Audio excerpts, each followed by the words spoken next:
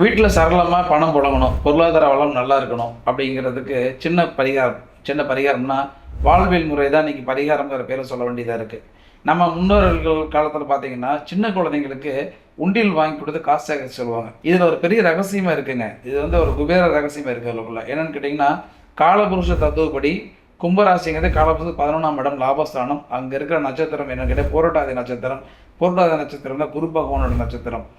குரு பகவான் நட்சத்திரத்தில் இருக்கிற அந்த இதை இயக்கணும் அப்படின்னா வீட்டில் உண்டியல் இருக்கணும். குரு பகவான் அப்படிங்கிறது குழந்தைகள் கையில் உண்டியல் கொடுத்து அவங்களோட காசை கொடுத்து அதை சேர்க்க வச்சுங்க அப்படின்னா நிச்சயமாக குழந்தைங்களுக்கு சேர்க்குற காசு சின்ன காசாக இருக்கும். ஆனால் அந்த செயல் வீட்டுக்கு பெரிய பொருளாதாரத்தை வளர்த்து ஏற்படுத்தி கொடுக்கும்.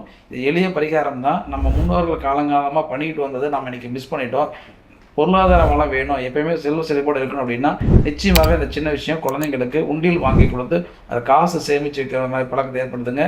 உங்கள் வீட்டுக்கு இருக்கிற கஜானா நிறையும், யோகத்தை கூட்டும். இது போன்ற மருத்துவம், ஜோதிடம், ஆன்மீக தகவல்களுக்கு அகத்தியம் டாக்ஸ் சேனலை ஃபாலோ பண்ணுங்கள். நன்றி, வணக்கம்.